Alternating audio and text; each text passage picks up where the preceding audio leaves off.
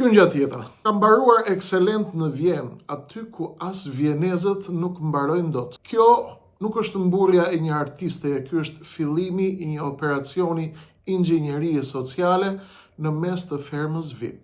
Mimoza Ahmeti sapo ka lëshuar një deklaratë helmuese që mund t'i injektohet popullit të varfër. Ajo ka ngritur pyetjen, sa është rroga këtu dhe në sekond me ekselencën e saj si mburoj lëshon gënjeshtrën e shekullit. Rrogat i vendos në Shqipëri spaku dhe gjykatë. Ndaleni pak këtu shiritin. Kjo nuk është një lajthitje, sigurisht ky është një atentat i mirëfillt ndaj logjikës dhe drejtësisë. Moza po përdor autoritetin intelektual të Vjenës për t'ju thënë se hajdutët që u qeverisin prej 13 vitesh dhe 34 vite nuk kanë asnjë faj. Faj është i dizenjatorëve të huaj të cilët na kanë mallkuar që nga viti 1990.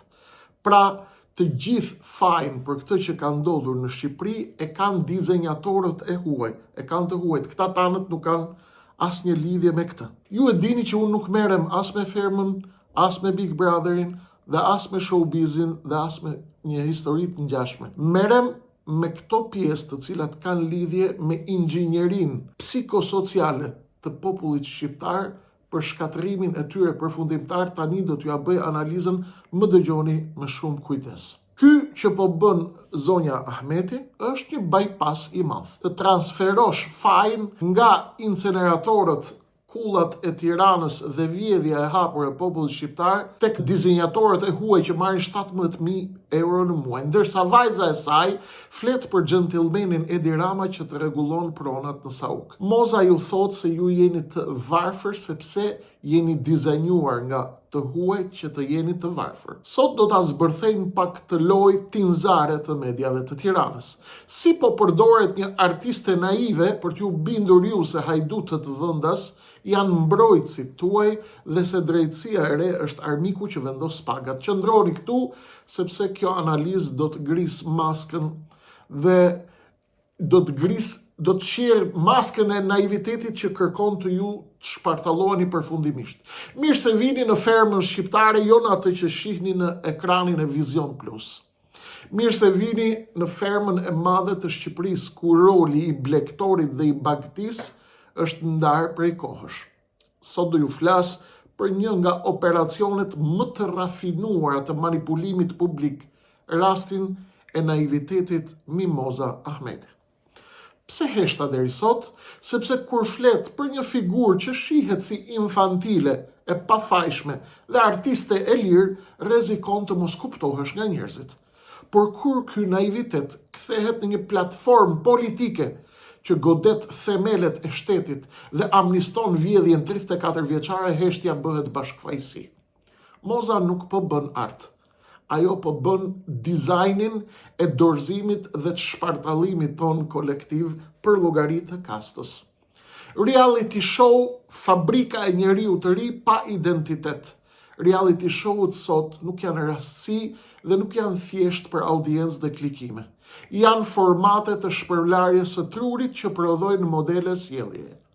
Nëse dikur herojt ishin njerëzit e punës dhe të dijes, sot herojt janë izolantët. Sistemi ka nevojë që populli të identifikohet me personazhe që nuk prodhojnë mendim, por që prodhojnë sherr, naivitet dhe dorëzim tek kasta politike e dizajnuar nga jashtë. Kur shihni këto formate, ju nuk po shihni jetën e disa vipave. Ju po shihni manualin se si duhet të silleni ju. Të jeni konsumator të dhunës verbale, të jeni ziliqar për luksin e pamerituar dhe mbi të gjitha të jeni politikisht indiferent. Injektimi bëhet gradual, pak humor, pak lot dhe mes tyre helmi i propagandës që thot shteti nuk ka faj. Faj është i dizenjatorëve global. Pse i shohim imtësisht? Çfarë gatuhet në atë kazan? Unë i shoh këto formate me thik në dorë, në mënyrë mikroskopike, sepse aty gatuhet vdekja klinike e reagimit qytetar. Aty gatuhet amnistia për çdo vjedhje. Kur Mimoza Ahmeti thot ikni po ju amorën atë dheun, ajo nuk po flet për vete. Ajo po përgatit terrenin psikologjik që rinia shqiptare ta shoh ikjen si zgjidhjen e vetme, duke a lënë Shqipërinë oligarkëve, pronarëve të medjave, të cilët shpërlajnë trurin me televizionet e tyre për llogari të gentlemanit Edi Rama. Gentlemani i cili e kishte zgjidhur një çështje prone që e kishte marrë moza në Sauk, dhe me problemet që kishte patur prona, vjen gentlemani dhe e zgjidhi hallin me njëherë. Kjo është ideja. Kurse çështja e Deut, në një debat tjetër, unë e shoh artisten vieneze Mimoza Ahmeti, zonjën naive e cila luan mëndsh shqiptarët me pastërtin, infantilitetin dhe naivitetin e saj, në një debat me djaloshin nga Dardania, nga Kosova, që doli jashtë dhe tha, edhe nëse ka luftë dhe vjen dikush ta pushtojë Shqipërinë, unë jam kundër luftës bollë, jam trembur nga 1997, nuk duam më luftë, duam bashkëjetesë mes popujve, duam edhe kur ta marrin atë dheun, i tha djali nga Kosova, po tha edhe si kur të vinë të ma marrin atë dheun, shtëpinë, pronën dhe gjitha, jam gati, tha, që të largohem, vetëm t'i themi jo luftës. Këto shiringa janë të frikshme dhe po i përgatit establishmenti hajdut anti-shqiptar i Tiranës si fazë paraprake e zhdukjes tonë përfundimtare si kom.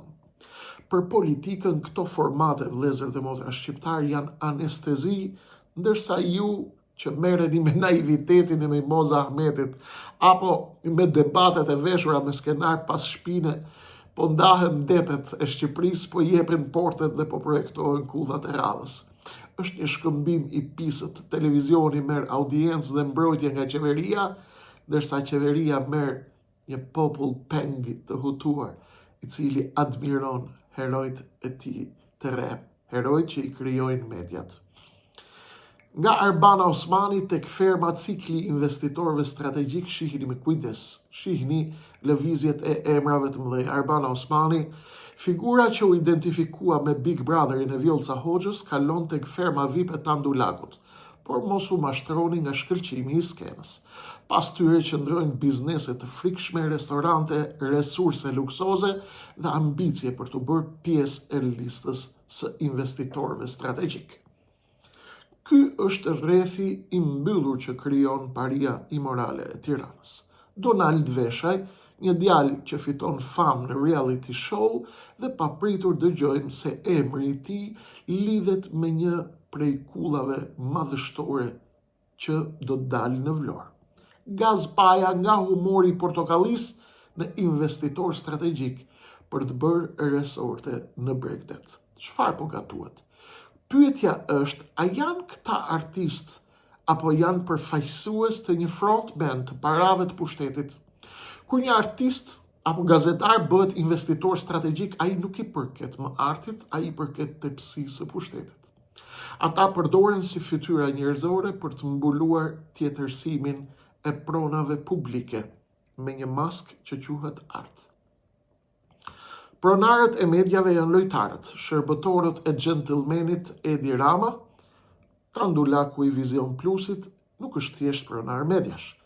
Ju e dini, bashkë me pronarën e Top Channelit, ato janë pronarët e sistemit mediatik të Edi Ramës. Ata bëjnë qeverisë shërbimin më të madh, shpërqendrojnë vëmendjen e publikut dhe e kalojnë për llogari të pushtetit të Edi Ramës. Nëse dikur media ishte qeni i rojës së demokracisë, sot është bërë qeni i oborrit të qeverisë. Ata prodhojnë ferma Big e Big Brother për të treguar se jeta vazhdon e bukur, ndërkohë që bizneset e tyre lulëzojnë me tendera dhe PPP dhe leje ndërtimi për rezorte tek pronat e ushtrisë. Vajza e Mozës hedh bombën tjetër. Rama ndërhyri si gentleman. Ajo shpjegon hapur si funksionon kasta e Tiranës. Ti më jep ekranin të kontrolloj mendjet e fermës së madhe shqiptare, unë të jap tokën në Sauk dhe në Vlorë dhe bëhesh investitor strategjik dhe investitor miliarder. Mos u bëni bagti, miq, vëllezër dhe motra shqiptar, tek ferma e tyre. Ata po investojnë miliona në këto emisione, sepse kanë frikë nga zgjimi juaj, nga zgjimi shqiptar. Ata duan që ju të admironi investitorët, reklamat e të cilëve i hedhin çdo 1 minutë, çdo 5 minuta, pas fytyrave të njerëzve dhe të idhujve tuaj të rem tek Ferma VIP dhe tek Big Brother. Ata janë lojtarë strategjik, të cilët dikur bënin humor apo aktivitete të tjera, ndërkohë që ju nuk keni para për bukën e gojës dhe s'keni para që të mbyllni 12 ditë as 15 ditë të muajit. Është koha, vëllezër dhe motra shqiptar, unë kam marrë angazhimin shpirtëror, moral dhe kombëtar i vetëdijshëm se mund të gjendem në mes të rrugës i tradhtuar nga ju ose nga paria hajdute e Tiranës. Është koha të gjithë bashkë ta grisim këtë dizajn dhe ta shohim realitetin ashtu siç është. Një vjedhje e madhe e veshur me media, me drita në oni, me spektakel naivitetin e Moza Ahmetit. Gentlemani Rama dhe Tokan sa u kletanisim nga baza, nga prona, vajza e Mozës lëshon një bombë që në çdo vend normal të botës do të niste një hetim pasuror. Ajo thot, mami mori një cop tok andej nga Sauku. Erdhi Rama si gentleman dhe e zgjidhi problemin. Mesazh. Ndaleni pak këtu, çfarë do të thot mori një cop tok? Gjuhën e shqiptarit thjesht që nuk ka lidhje me pushtetin, kjo quhet zaptim. Unë nuk e di, e ka zaptim, e ka me leje, ka pa leje. Kjo quhet shkathësi tek mesazhi i Fermës VIP-ave. Zgjidhsi i nyjes kur je i shkathet kush është kryeministri. Kjo nuk është thjesht një rrëfim personal. Kjo është mesazhi i parë subliminal. Zgjidhja ekziston vetëm vullneti i gentlemanit Rama. Nëse je pjesë e kastës, pjesë e oborrit mediatik të medjave të Edi Ramës, toka nuk merret me djesht, toka merret dhe kryeministri gentleman vjen dhe ta zgjidh me buzëqeshje. Ky është shpërfytyrimi i parë, privatizimi i shtetit në emër të miqësisë dhe të shërbimeve që do ja kthesh shtetit. Kjo është, le ta bëjmë pak anatomin e kësaj grabitje me stil. Dekodimi i gjuhës, mori një cop tok. Le ta ndalim pak momentin këtu dhe ta zbërthejmë këtë fjali. Kur vajza e Mozës thot me një naturalitet të rënqedhës, mami mori një cop tok, se ka përshkruar, sapo ka përshkruar mekanizmin e funksionimit të kësaj kaste. Në një shtet ligjor zakonisht toka blihet, trashëgohet ose fitohet me gjyq. Në Shqipërinë e Fermës VIP toka merret. Në fakt, në qoftë se toka është e blerë, është e trashëguar, është me letra, është me dokument, është me gjithçka. Çfarë problemi ka dhe përse duhet vi gentlemani Edi Rama që ta zgjidh problemin? Si zgjidhet problemi? Ky është njëri nga dimensionet e shpërfytyrimit në këtë vend, që ka tenton të legjitimoj apo të naturalizoj apo të normalizoj zaptimin, dhe kjo kur thuhet në ekran, mesazhi që i jepet masës është ligji për ju të mjerët, është tjetër për ne artistët e oborrit, është dhurat e natyrës dhe e vullnetit politik. Kjo nuk është thjesht deklaratë pasurie, është një akt arrogance që tregon se kasta nuk e njeh kufirin mes tëndes dhe times. Dhe mesazhi është i qartë, gjithmonë vjen një person që e zgjidh kur ke hall, është gentlemani Edi Rama. Tashmë kemi projekcionin e gentlemanit si gjykatës suprem. Rama, kur ndërhyn si gentleman, është pika ku shteti vdes përfundimisht. Çfarë bën një gentleman? Ai të hap rrugën, të mban pallton dhe të bën një nder. Kryeministri bëhet gentleman me pronat publike apo konfliktet e fshatarëve. Ai nuk po bën mirësi në këtë rast. Ai po kryen ushtrim të palishëm të autoritetit të kryeministrit. Këtu mesazhi është i frikshëm. Zgjidhësi i nyjeve në këtë vend nuk është gjykata, nuk është hipoteka, është ai, është gentlemani. Rama, po bëhet gentleman, të rregullon të gjitha punët dhe të gjitha hallet që ke. Nëse jeni kundër nesh, Rama bëhet ligj, bëhet gjykat, të dërgon IKMT-n tek dera dhe të shkatërron pronën. Pushon se qeni gentleman. Ky dualitet ikën kur kryeministri shndërrohet në një monark që shpërndan feude. Mos kërkoni drejtësi tek ligji është mesazhi, por shkoni, kërkoni drejtësi tek dera e mbretit. Prandaj, kjo është forma më sofistikuar e privatizimit të shtetit nëpërmjet miqësisë. Po pse pikërisht Moza? Sepse Moza është pjesë e infrastrukture mediatike të Edi Ramës. Ky është trekëndshi i Bermudës, ku ndërtohet projekcioni i ri tek mediat e shqiptarëve, pushtet, media, oligarki. Rama nuk po ndihmon një artist të varfër, por po jep haraqin e besnikërisë. Kthimi, mbështetja e Mozës dhe nxjerrja e saj tek ekranet për të bërë propagandën e qeverisë dhe për të thënë më pas fajin për rrogat në Shqipëri, pra fajin që rrogat në Shqipëri janë më të ulta se profesorët e Vjenës, fajin e ka Spaku dhe dizenjatorët e huaj që na drejtojnë nga viti 1990. Tek komenti i parë dhe tek kutia ose tek kutia e përshkrimit poshtë do të gjeni linkun e Mozës në Instagram që ju ta dëgjoni vetë si e ka thënë fjalë për fjalë kështu siç po ja them. Pra, mos më lejoni të abuzoj, unë nuk e vendos dot videon e Mozës këtu, sepse nuk më lejohet të përdor një video që nuk e kam prodhuar unë, por po ja them atë me fjalë. Pra, pakti është i qartë. Ti Moza na jep naivitetin tënd që të ja japim këtë naivitet popullit, t'ja servirim dhe ta mpish pak popullin. Populli sheh fermën, ndërkohë që ferma e tyre e vërtet po vidhet çdo ditë, ferma e tyre që është Shqipëria. Dhe këtu vim tek dizajni i dorëzimit. Ky është shpërfytyrimi i fundit, kur gentlemani i pushtetit zëvendëson kushtetutën, ligjin dhe drejtësinë, ne nuk jemi më qytetar, por jemi bujkëropër. Mesazhi që përcillet përmes vajzës së Mozës është goditja finale mbi moralin publik. Nuk vlen djersa, vlen lidhja. Shihni, ne marrim, kontrollojmë, kur kemi probleme ne i zgjidh kryeministrin. Po ju vazhdoni të dërgoni SMS për të shpëtuar banorin tuaj të preferuar. Ky është kulmi i lojës së pisët.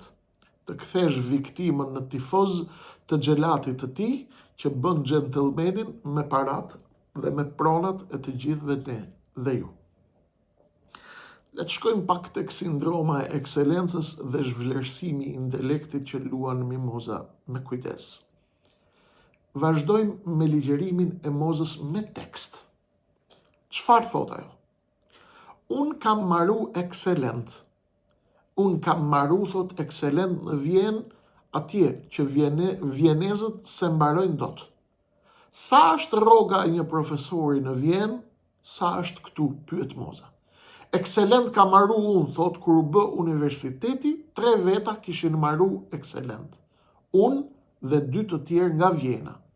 Dhe sa është rroga këtu, thot Moza. Ky thot, ta ngrem rrogën. Kush e vendos rrogën këtu, thot Moza? Gjykatësit dhe Spaku.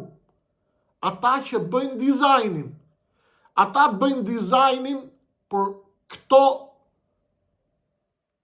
profesorët nuk ka lek, se duan t'i vënë fajin qeverisjes tonë, por qeveria jonë nuk është ajo që vendos, është qeverie asistuar, thot Moza.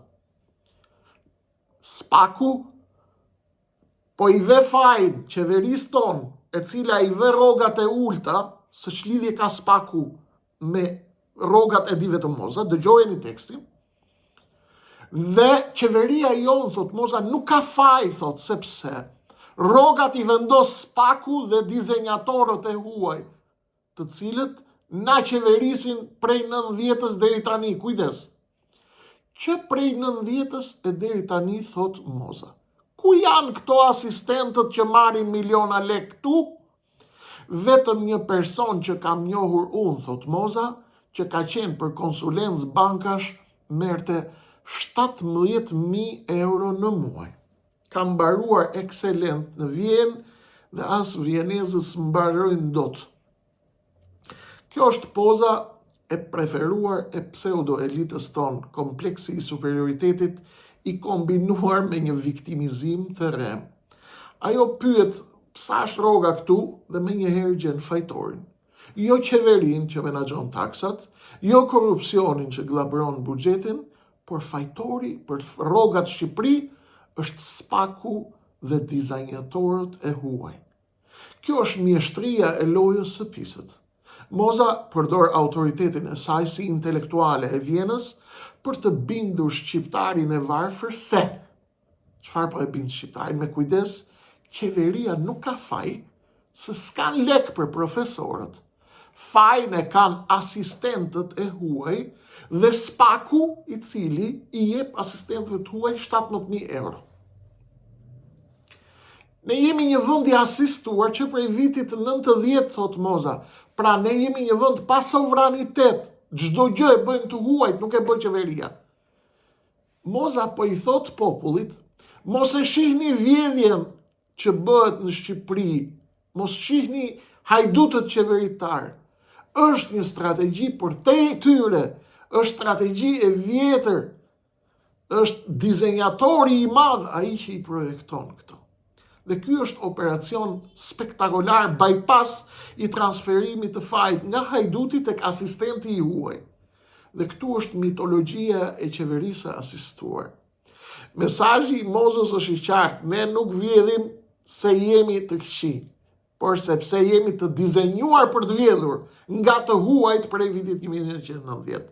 Ky është atentat ndaj logjikës, duke paraqitur qeverinë si një nxënëse të pafuqishme të dizenjatorëve të huaj. Moza thjesht zbaton urdhrat e asistentëve ndërkombëtar, ajo tenton të zhvesh pushtetin nga përgjegjësia morale dhe ligjore. Këtë është duke e kryer. Në emër të ndërkombëtarëve apo të vendasve nuk e di se në emër të kujt po e bën, por ajo po e bën mjeshtrisht këtë. Nëse qeveria është e asistuar dhe dizenjuar, atëherë sipas Mozës, Edi Rama nuk është përgjegjës për koncesionet, as për incineratorët, as për shkatrimin e arsimit, as për shpopullimin e vendit. Ai është një viktim e sistemit global. Ky është një bypass i papar. Kalimi i përgjegjësisë nga firma e kryeministrit te raportet e dizenjatorëve ndërkombëtar dhe lozhave masonerisë ndërkombëtare sigurisht. Ekselenca si mburoi për ignorancën politike. Përdorimi i kartës së Vjenës është një teknik e manipulimi për të krijuar një argument autoriteti. Duke thënë se ka mbaruar atje ku as vienezët nuk mbarojnë dot, ajo kërkon të instalojë tek dëgjuesi idenë se unë di diçka që ju nuk e dini. Unë shoh fijet e pa dukshme të ndërkombëtarëve, ndaj ju duhet keni kujdes ta kuptoni mirë mesazhin tim. Intelektualja e ekselencës Ahmeti nuk na tregon se si vidhen taksat tona nga kompanit offshore të lidhura me pushtetin, por na tregon një konsulent bankash që merrte 17.000 euro në Tiranë. Cili është qëllimi i saj? Të krijojë një armik abstrakt. Është më e lehtë të urresh një të huaj të padukshëm se sa hajduti në vendas që të kalon me Range Rover përpara syve, sepse hajduti vendas ta mbyll gojën me dizajnin e rem të zhvillimit të kullave dhe të ndryshimit të madh. Përse ky mesazh është helm vdekje prurës për shqiptarët? Në thelb, ky diskurs miq fsheh një të vërtetë të mëshme. Kasta jonë politike është pasuruar duke grabitur shqiptarët për 34 vite, por tani u duhet një armik i jashtëm për të justifikuar grabitqarët e mëdhej të këtij kampi. Nëse profesori nuk ka rrogë, sipas Mozës, Moza thot se fajin për këtë e ka dizenjatori i huaj, e kanë për amerikanët. Nëse spaku godet korrupsionin, Moza thot spakun është përfaqësues i dizenjatorëve të huaj, pra është vegël e tyre. Por nuk na e thot se si mundet, kush e beson që spaku është ai që vendos rrogat. Kjo tentativë për të kaluar fajin nga hajdutët vendas tek ndërkombëtarët është strategjia e sovranizmit të re. Ata vjedhin me euro dhe me dollar, jetojnë në luks si sheik, por kur vjen puna tek llogaridhënia, fshihen me petkun e viktimës së kolonizimit. Çfarë fshihet pas kësaj loje? Kjo lojë fsheh frikën nga drejtësia. Duke sulmuar asistentët dhe dizajnerët e huaj, Moza Ahmeti dhe ata që paguajnë, pronarët e medjave të Edi Ramës, duan të thonë: mos besoni tek asnjë institucion që nuk e kontrollojmë ne. Ata duan ta bëjnë popullin të besojë se ne jemi të gjithë viktima të një komploti ndërkombëtar që fillon me amerikanët dhe mbaron me europianët. Kështu që nuk ka asnjë kuptim të reagojmë kundër qeverisë dhe kundër kastës hajdute 34 vjeçare. Fajin e kanë amerikanët. Ky është shërbimi më i pisët që një artist mund t'i bëjë pushtetit: të shndërrojë revoltën ndaj vjedhjes në një paranojë ndaj të huajve. Ndërsa populli merret me asistentët imagjinar të mimozës naive, gentlemanët vendas vazhdojnë të ndajnë Shqipërinë, Bregdetin dhe buxhetin e shtetit si të ishte tepësia e tyre personale. Është një lojë e ndyrë ku Moza luan rolin e pafajësisë infantile, por mesazhi që del nga goja e saj është urdhër i prerë i pushtetit. Hajdutët tuaj janë mbrojtësit tuaj, hajduti juaj është armiku i huaj, i jashtmi, kur në fakt ata punojnë në sinkron të plot për të mbajtur këtë popull në fermën e tyre të përjetshme, të sundimit dhe të pushtrimit. Kemi atentatin e dytë, ikim në qoftë se na e marrin atë dheun, thot Moza. Tani vim tek pjesa më e rrezikshme, tek mesazhi që vret shpirtin e një kombi. Moza deklaron: nëse luftohemi, qofse vjen një moment për luftë, duhet ikim nga këtu. Edhe në qofse na marrin atë dheun, poshtë lufta mallku, qoftë lufta, më mirë ikim se sa të luftojmë. Një format që ndiqet masivisht nga rinia dhe pleqëria, ky nuk është thjesht proces paqebërje, është kapitullim moral. Ky është mesazhi që i duhet një pushteti që dëshiron ta kthejë Shqipërinë në një tokë pa njerëz dhe në një resort gjigant, për oligarkët ku vendasit janë thjesht shërbëtorët pa identitet të kastës. Kur ti thua nuk ka problem, po na e morën atë dheun, ti po legjitimon shpopullimin. Ti po i thua djalit të ri që punon në ndërtim, apo që hidhet nga pallati, apo vajzës që studion, mos u mundo të ndryshosh këtë vend, ik dhe dorëzohu. Ky naivitet i Mozës është në fakt një thik pas shpine për çdo përpjekje sovrane të këtij populli. Një popull që nuk ka atë dhe, është një turm që mund të qeveriset lehtësisht nga çdo gentleman që i jep një cop buk apo një cop tok në Sauk apo në çdo katun tjetër të Tiranës apo të Shqipërisë. Dizajni i shoqërisë së hapur dhe vrasja e rezistencës është projekcioni i ri. Paqja shërben si armë shpartalli. Në pamje të parë, ftesa e zonjës Ahmeti për të mos luftuar dhe për të lëshuar atë dheun duket si një humanizëm kozmopolit, por në kontekstin ballkanik dhe të projektit të shoqërisë së hapur Soros, ky është inxhiniering social i pastër. Strategjia është e thjeshtë. Sulmohet nacionalizmi si barbarizëm apo si prapambetje për të lënë terrenin e zbrazët nga çdo lloj mbrojtje identitare. Ne nuk kemi folur asnjëherë për urrëtitjen e tjerëve, asnjëherë nuk kemi folur për patriotizëm malign të smur, që do veten dhe urren të tjerët, kur s'kemi qenë në racizëm, nuk kemi rënë në racizëm, gjithmonë kemi folur për vlerat më të larta identitare, por shoqëria e hapur e do kombin pa identitet. Kur ti thua një populli nuk ka problem, po na e morën atë dheun, ti nuk po e fton atë në një bashkëjetesë dinjitoze me fqinjet. Përkundrazi, po i kërkon të bëhet lëndë e parë pa vlerë. Një popull që nuk ka lidhje me tokën, me historinë dhe me sakrificën, është një popull që nuk mund të organizohet.